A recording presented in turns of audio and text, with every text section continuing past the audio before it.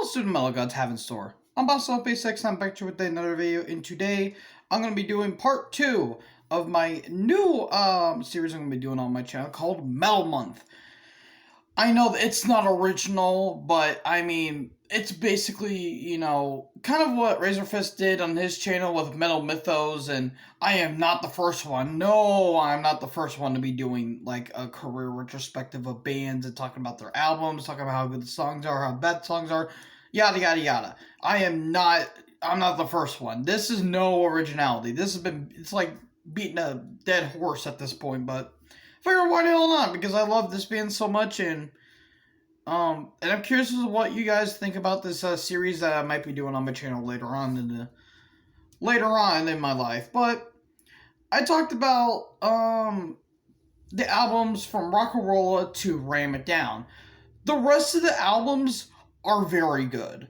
There are some duds, of course. You're gonna have dud albums, but the rest of the albums that Judas Priest have are some of the best that they've ever done, and frankly, I will be praising some I might be bashing, but you know, this band was fun to listen to, like transcending from a generic rock band to the metal gods as we know them now today. Just fun throughout, just punchy, catchy, just heavy riffs. And that's what's going to tie into this video. So join me as I do the rest of the career retrospective, the mighty Judas Priest, starting with their 1990 comeback album known as Painkiller. This is one of the best albums of the 1990s, considering the time frame. Iron Maiden was doing their underrated and criminally recommended No Prayer for Dying, and Motorhead, they were off doing their own thing, and other bands like Megadeth, Slayer, Anthrax, and Wasp, Accept, and all that stuff. This is one of the best metal albums of the 1990s. Not my personal favorite, and I'll talk about that in a little bit, but this is where Judas Priest came to be fully known as one of the best metal bands of all time. And for good reason. Rob Halford shrieks like a freaking banshee. Guitars that buzz like a chorus of chainsaws that's about to deforest the whole forest of South America. Not that we should hold that against South Americans. Drums that are catchy and just sounds like an ordinary mule just kicking the crap out of someone's head, or just fantastic. And it's the beginning of Scott Travis as the drummer, because Dave Holland, before he started molesting and fiddling with young kids back in 2018 and dying, Scott Travis is one of the best drummers of the past decade. Past 2 decades, I should say. He just unbelievable how this man just drums. It's like it's just unbelievable. Painkiller is a perfect album. The only bad thing I can say about it is that some riffs lose me a little bit, and it kind of drags out just for a bit, but it's no means a terrible album. People think this is a terrible album. That's what the French would call wrong. Best track, literally everything. Just throw a dart, pal, but my personal opinion will have to go to Nightcrawler. Honorable mentions go to the obviously title track, All Guns Blazing, Metal Meltdown, Hell Patrol, which Rob Halford himself stated that it was about a song about U.S. Air Force bombers basically turning Iraqi into a frickin' asteroid during Operation Desert Storm.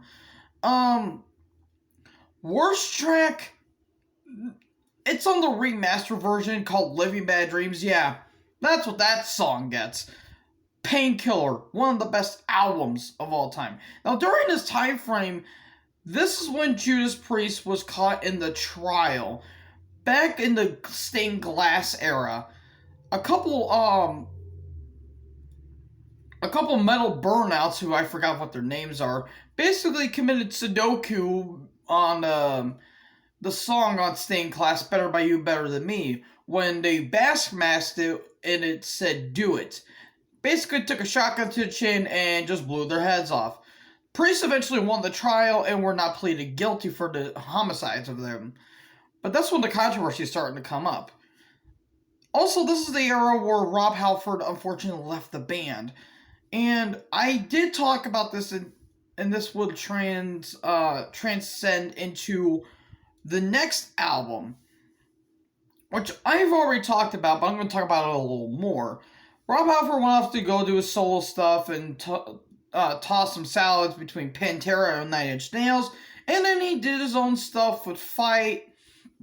He was in that terrible 2 album with Trent Reznor. And Judas Priest, they basically ended because they had no metal singer. They were, going off and doing their old stuff. I think Tipton was doing his Baptism of Fire solo stuff, and the band themselves, they weren't really doing anything until they had some tricks up their sleeves. From everybody to Devin Townsend to Sebastian Bach, Skid Row infamy, and even Ralph Sheeper's A Primal Fear. One could speculate, but a chance collaboration with a 20-something scream machine by the name of Tim Owens that the band's drummer Scott Travis brought in from a tribute band called British Steel, they chucked that list off a cliff, and they brought Ripper into the studios. After 3 or 2 lines of just singing the immutable classic Stairway to Destiny, The Ripper, he gave his own nickname and is singing the Judas Priest, Ripper Owens. And rip he does with this next album, one of my personal favorites that I talked about ad nauseum if you look on my channel, the almighty Jugulator. What a album this was. It does not get enough respect and praise. Ripper has stated that he wanted to re-record it, and then some songs were part of the Metallogy box that Priest will later on have. This album is fantastic. From the title track, the ruthless title track that at the beginning sounds like a Thomas the Tank Engine went goth. It sounds like a steam engine from hell, to the epic near 10-minute just album closer, Cathedral Spires. Jugulator is one of the best albums of 1997.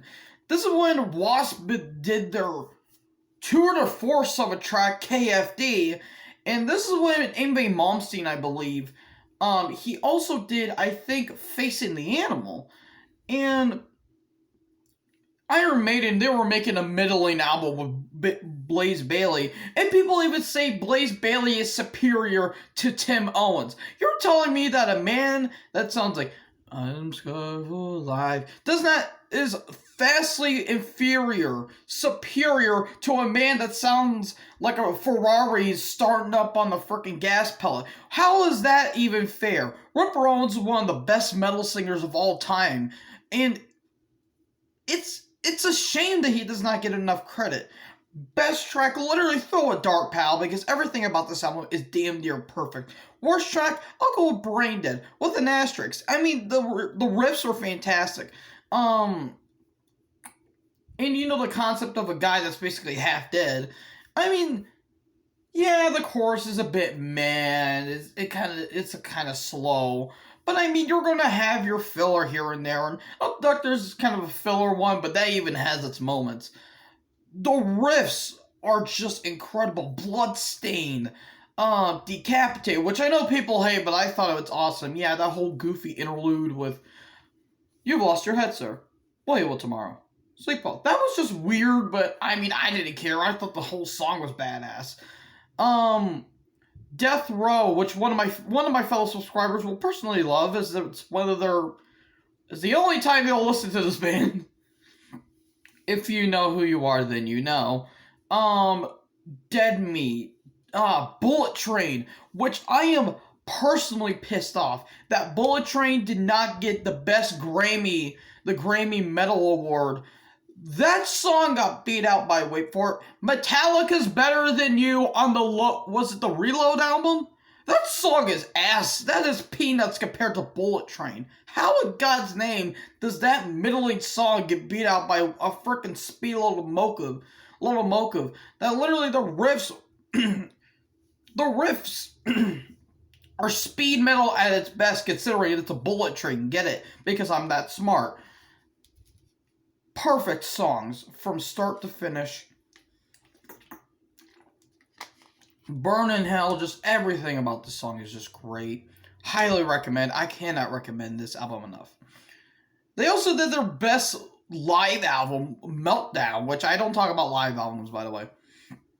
And people are wondering, well, do you think Rupert Owens has another album in it? He does, but unfortunately, it was not what we expected. Demolition came out in 2011. It was a nu metal album. I repeat, it was a nu metal album. I can understand why they were doing it at this point, because I think they were starting, like, they tuned their guitar down to sound like it's like it's not like no, that does not sound like metal. That just sounds like a boring alter ego or alternative band that hasn't gone out of its infamously in 15 years.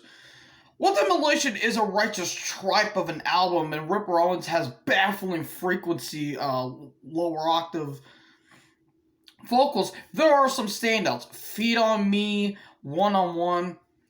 I personally, my personal favorite ones are Machine Man and just a kick ass, just balls to the wall, just slaps you in the face, 10 tons nuts of heavy metal, Bloodsuckers. And the backstory behind the song is fantastic, as it talks about the trial that Judas Priest suffered in 1990. Blood suckers! How can they sleep at night? I apologize for that. I just can't get that song stuck in my head. And you know what? And I sound like a retarded Mickey Mouse, but I digress. Worst track, everything else. This is not from the god-awful Metal Messiah to... People say Hell's Home is good. I thought it was stupid. Lost and Found's a bad ballad. Close to You was just sufferable. Literally everything about this album is a mess. If they wanted to try and be a nu metal album, try what Slipknot was doing at 2001 at this time. They were releasing a badass dark masterpiece, Iowa. Yet Judas Priest, they tried to do so many different things, but they just couldn't find a way and pick with one. Pick a lane, Grandpa. But it's not the worst thing that Judas Priest has done. I mean, for God's sakes, rock and roll is a thing. So we go over to 2005, and basically, Tim the Ripper Owens was fired because he had nothing to do with it. See also Black Sabbath and others. 2005's Angel Retribution is an excellent album. Rob Halford's return is a return that he needed. His first solo Resurrection was unbelievably epic, but Crucible, not so much there, Jenkins. Angel Retribution is an excellent album. Sometimes it's not even an album, it's a statement of intent that Glenn Tipton, Rob Halford, and KK Downing can still make a hell of a metal album. Best song, I'll go with the Demonizer. Mostly because that some of the material is basically generic, boring, and somewhat forgotten. This is a good song, mostly because of Rob Halford's vocals. It sounds like he hasn't left. His vocals haven't left. I would give an honorable mention to the heartbreaking Ballad of Angel, mostly because that hits me personally in many ways. The one worst song, Loch Ness. Jesus Christ, this tries to be Hellrider or not Hellrider. It tries to be something else, but it completely lacks nothing. Lacks everything that all these songs, have. Angel of Retribution is a good album, but it's stuck between Nostradamus and Demolition, so both are fairly exceptional. Then we go to Nostradamus in 2008. People love to crap on this album, and I agree. It's long, very long. We're talking Black Veil Brides levels of long albums here. Not that I hold anything against Black Veil Brides. Their songs are fine, I guess. I never click with them. I give this album a pass for the concept is meh, But some of the songs are very good. Revelations, Alone, Prophecies. I'd say Pestilence and Plague, mostly because some of the riffs are just fantastic. Worst track, the title track. It tries to be frickin' Painkiller and Hellrider, but lacks any cohesion, and it keeps us nuts in a very weird cat lady purse. However, Priest fans just hated this album, and fairly so. I mean, it was nothing like what they did. Fast forward 6 years later, Redeemer of Souls 2014. What an album this band had. People love to crap on this album because, oh, modern production doesn't do well for this band. Yet they praise Firepower. That's a bit weird. Redeemer of Souls is one of the best Judas Priest comeback albums. It's no British Steel, or it's no whatchamacallit. It's no Painkiller, but it's still a fairly good comeback album. Best track, there's some great ones like the title track, March of the Damned, Sword of Damocles, Battle Cry. I personally go with Dragonaut, mostly because that catchy riff and, fire in the sky, paralyzed with fear. You know you're gonna die, Dragonaut is near. That part is very, very catchy. Also, the hellish scream and thunderous guitar work of Halls of Valhalla. My God, Halford just sounds like a banshee throughout that whole song. Worst track, I'll go with Cold Blooded. Honorable mention goes to Never Forget because that's a very long ballad, but even that has its bubbles. Cold Blooded, it's an exceptional song, but it tries to be something else. Redeemer of Souls, one of the best Judas Priest albums of the decade. But in my opinion, Firepower, released in 2018, was a bit better. Literally every song is fantastic. From the headbanging, just balls out epic of Firepower to the very melodic and epic ballad of Sea of Red. Every song is great. Even from Guardians' intro to Rise to Ruins is one of the best intros I've ever heard. Best track, Evil Never Dies. What a headbanging song. Even it alludes to Charles Daniels' band. The devil's moved from Georgia, his mission's still the same. The world has become his oysters once again. That is one of the best lines I've heard in a Judas Priest song. Worst? None. Headbanging riff after headbanging riff after ass-pounding anthem. One of the best Judas Priest album. Probably my second favorite besides Jugulator. Can't highly recommend it enough. So that tears it there, Antelope Army. This was a very fun trip down memory lane. Talking about one of my favorite bands, the mighty Judas Priest, the metal gods themselves. So I am sorry for not recording in the past couple days. It's because I've been listening to these albums and I've been writing down on notes of paper here. So yeah. Thank you guys for watching this video. Thank you for sticking with me through all of this. And I will be uploading again in... It depends on what day I'll be uploading because, I mean, I'm about out of quarantine and all that stuff, so yay! So yeah, thank you guys for watching this video. Make sure to like, comment, subscribe, tap the bell for more notifications. Subscribe to the channel for more awesome content. I'm also B6. Join the herd. I'll talk to you guys next video. Peace out.